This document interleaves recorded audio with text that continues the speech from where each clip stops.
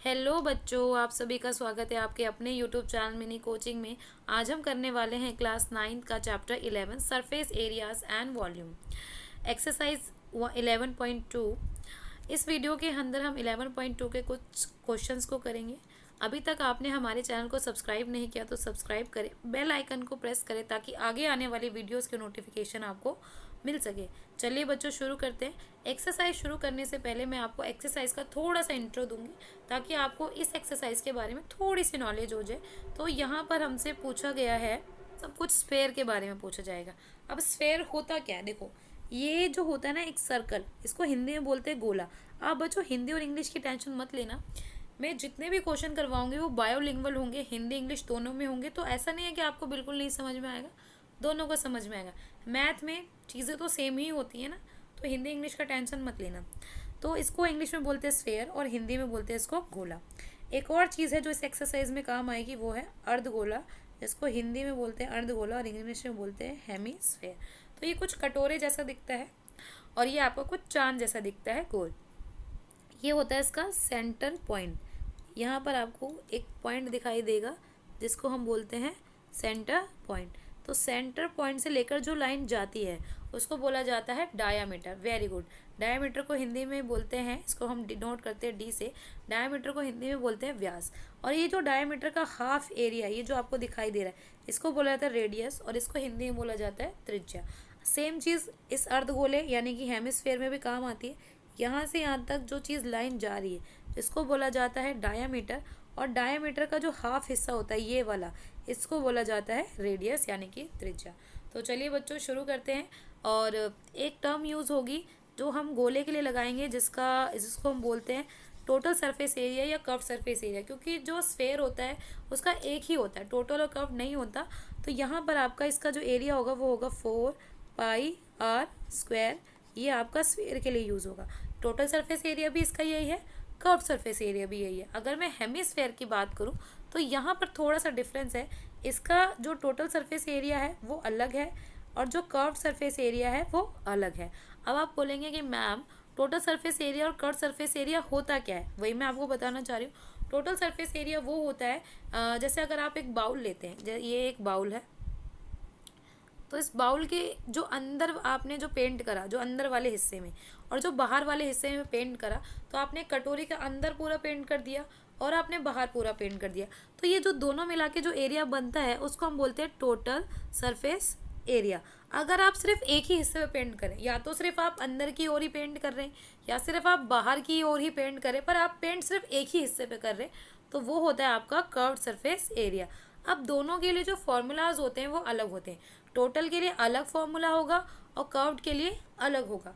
Total के लिए होता है आपका 3πr², और आपका जो कर्व्ड है उसके लिए होगा 2πr²। आई होप आपको क्लियर हुआ। टोटल के लिए होता है 3πr² और कर्व्ड के लिए होता है 2πr²। चलिए बच्चों शुरू करते हैं। अगर हम कुछ सवाल, कुछ क्वेश्चंस को करेंगे तो वो हमें धीरे धीरे करके क्लियर हो जाएंगे। तो सबसे पहले आपसे पूछा गया है find the surface area of a sphere of radius. तो आपको रेडियस बताना है। यहाँ पर हमारे को रेडियस दे रखा है 10.5 सेंटीमीटर, 5.6 सेंटीमीटर और 14 सेंटीमीटर। तो हम पहला वाला करते हैं। तो ये हमारा स्फेयर है जिसका आपको रेडियस दे रखा है 10.5 सेंटीमीटर। इसका फॉर्मूला होता है 4πr²। 4 का 4, पाई की वैल्यू 22/7 होती है, आर आपका है 10.5 इंटू 10.5। ठीक है, तो यहाँ पर हम इसको सॉल्व करते हैं। 4 का 4, 22/7, और ये अगर मैं यहाँ से पॉइंट हटाती हूँ तो मेरा नीचे आ जाता है 1, और एक डिजिट है तो एक 0। सिमिलरली पॉइंट हटाऊँगी तो आ जाएगा मेरा नीचे 1 और आ जाएगा 10। अब हमें इसको क्या करना है, काटना है। फ्रैक्शन में वैल्यूज़ आपको पता है कटिंग हो जाती है वैल्यूज़ की। पहले मैं इसको यहाँ से और यहाँ से करूँगी। 5 2 ज़ा 10, 5 1 ज़ा 5, 5 2 ज़ा 10। सिमिलरली ये भी ऐसे ही कटेगा 21/2। तो यहाँ से काटेंगे 2 1 ज़ा 2, 2 2 ज़ा 4, 2 1 ज़ा 2, 2 2 ज़ा 2 1 ज़ा 2 कट गया। 7 1 ज़ा 7, 7 3 ज़ा 21। अब मेरे पास क्या बचा, मेरे पास इधर बचा 22 ठीक है, इधर बचा 3 बस, इधर बचा 21 और मेरे पास कुछ भी नहीं बचा।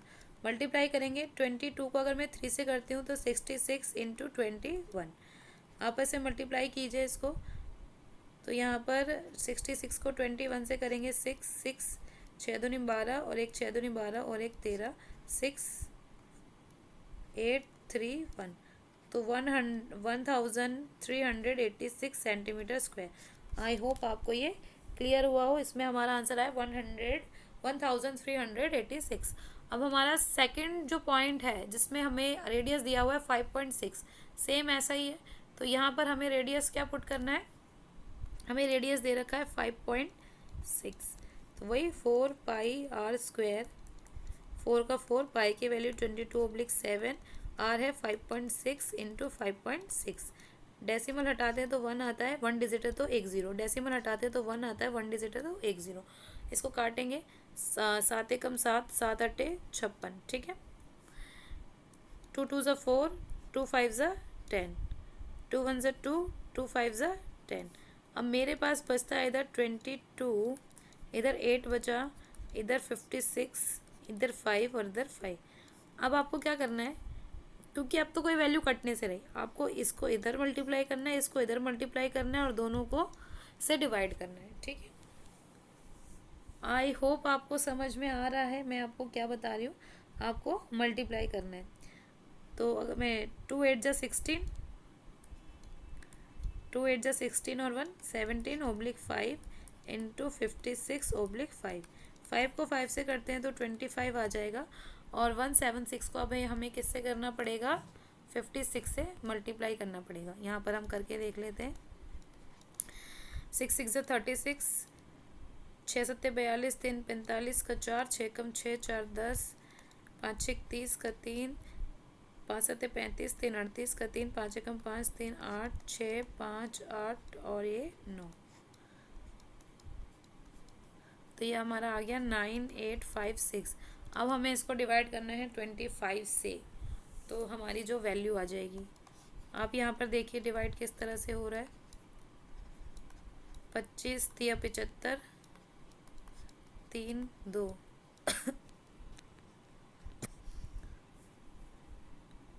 25 9 ज़ा 225 0 1 और इधर आ गया 6, 25 4 जा 100, 6 बच गया, पॉइंट लगा के आप 0 ले लेंगे।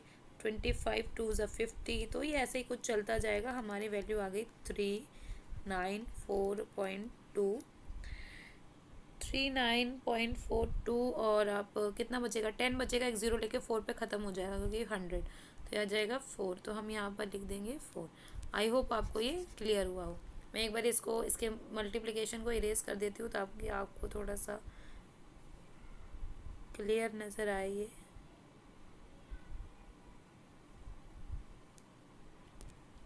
यहाँ पर दोबारा लिख देती हूँ। इसको काटने के बाद आया हमारा 394.24 सेंटीमीटर स्क्वायर। ये है हमारा आंसर।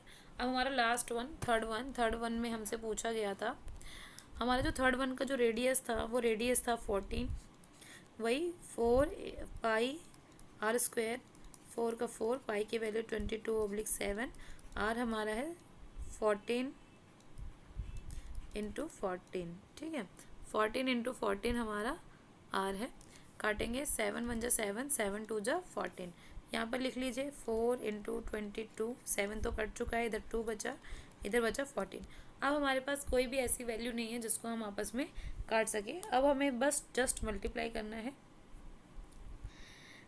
4 को अगर 22 से करेंगे 88 और 14 को 2 से करूँगी तो 28। आपस में हम जब इसको मल्टीप्लाई करेंगे तो मेरे पास वैल्यू आएगी 2464, और ये सारी की सारी वैल्यू सेंटीमीटर स्क्वायर में है। आई होप आपको ये समझ में आया होगा। वीडियो पसंद आई तो वीडियो को लाइक करें, शेयर करें, और अपने क्लास ग्रुप में भेजना ना भूलें।